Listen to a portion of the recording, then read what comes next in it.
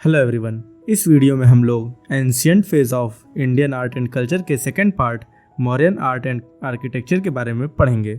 इस समय में मौर्यों का साम्राज्य स्थापित हो चुका था और साथ ही बुद्धिज्म और जैनिज्म जैसे धर्मों का उदय हो गया था जो वर्ण या जाति व्यवस्था का विरोध करते थे।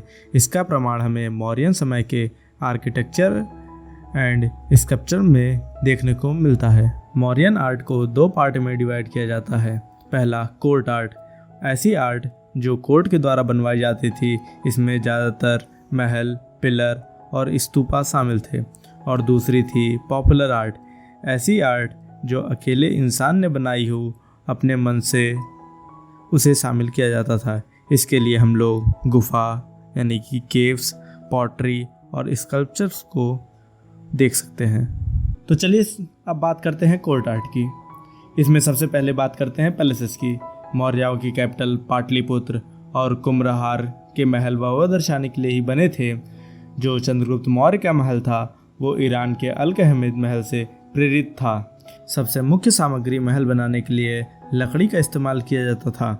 अशोका के कुम्भलहार के महल में बड़ा सेंट्रल पिलर था और साथ ही 3 मंजिला लकड़ी के महल भी थे जिस पर नक्काशी की गई थी और मूर्तियां भी बनाई गई थीं। अब बात करते हैं पिलर्स की। अशोक के समय में पिलर का इस्तेमाल लड़ाई में विजय को दर्शाने के लिए और शाही उपदेश को जन जन तक पहुंचाने के लिए किया जाता था। औसतन पिलर की ऊंचाई 40 फीट होती थी जो कि चुनार के पत्थर से बनाए जाते थे। पत्थर से लंबे डंडे का बेस बनाया जाता था। यह सिर्फ एक पत्थर के टुकड़े से बना हुआ होता था, यानी कि बीच में कहीं पर कोई जोड़ नहीं था। इसीलिए हम लोग इसे मोनोलिथ कहते हैं। इसी डंडे के शीर्ष पर एक आकृति जो कि आमतौर पर कमल या फिर घंटे के आकार की होती थी। घंटे का आकार ईरानियन पिलर से प्रभावित थे जो कि पॉलिश के कारण चमकते हुए रहते थे। इसी के ऊपर एक सर्कुलर या रेक्टेंगुलर आधार या कहिए बेस होता था जिसे अबेकस कहते हैं, जिसके ऊपर एक जानवर की प्रतिमा रखी जाती थी। इसके एग्जाम्पल के लिए हम लोग बनारस के सारनाथ पिलर को देख सकते हैं। सारनाथ पिलर के अबेकस और एनिमल पार्ट को मिला दे तो यही हमारे देश का राष्ट्रीय प्रतीक चिन्ह बन जाता है। राष्ट्रीय प्रतीक चिन्ह के बारे में मैंने एक अलग वीडियो में अच्छे से डिफाइन किया है, उसे आप आई बटन पर क्लिक करके देख सकते हैं। अब बात करते हैं कोर्ट आर्ट की तीसरे सबसे इम्पॉर्टेंट ढांचे की, जो कि स्तूपा कहलाता है। स्तूपा एक हेमिस्फेरिकल शेप का ढांचा होता है जिसे समाधि स्थल के रूप में भी हम जानते हैं। वैदिक काल से ही भारत में इसे देखा जाता है। इसे दाह संस्कार के बाद मृत व्यक्ति के अवशेष और राख को रखने के लिए बनाया जाता था। अशोक के शासन में ये अपने चरम पर पहुंच चुके थे। उस समय तक लगभग 84,000 स्तूपों का निर्माण किया गया था। वैदिक परंपरा होने के बावजूद इसका ज़्यादा प्रचार प्रसार बुद्ध के द्वारा किया गया। बुद्ध की मृत्यु के बाद 9 स्तूपों का निर्माण किया गया था। अब स्तूपा के डिजाइन की बात करते हैं जो कि काफ़ी महत्वपूर्ण है।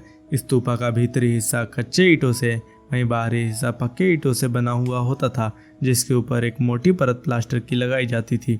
स्तूपा के अंदर जाने के लिए चारों दिशाओं पूर्व, पश्चिम, उत्तर, दक्षिण से 4 प्रवेश द्वार बनाए गए थे जिसे तोरण कहते थे, जिन्हें लकड़ी की मूर्तियों से सजाया गया था। स्तूपा को एक बेस पर बनाया जाता है जिसे वेदिका कहते हैं। वेदिका के ठीक ऊपर अंडाकार आकृति होती है जिसे अंडा कहते हैं। अंडे के ठीक नीचे और वेदिका के ऊपर जो आकृति होती है उसे मेढ़ी कहते हैं और इन दोनों के बीच जो जगह होती है उसे प्रदक्षिणा पथ कहते हैं। उस पर भक्त परिक्रमा करते हैं। वहीं स्तूपा के सबसे ऊपर एक बस्ते जैसी आकृति रहती है, उसे हम लोग हर्मिका कहते हैं। मध्य प्रदेश का सांची स्तूपा सबसे ज़्यादा प्रसिद्ध है। अब बात करते हैं पॉपुलर आर्ट की।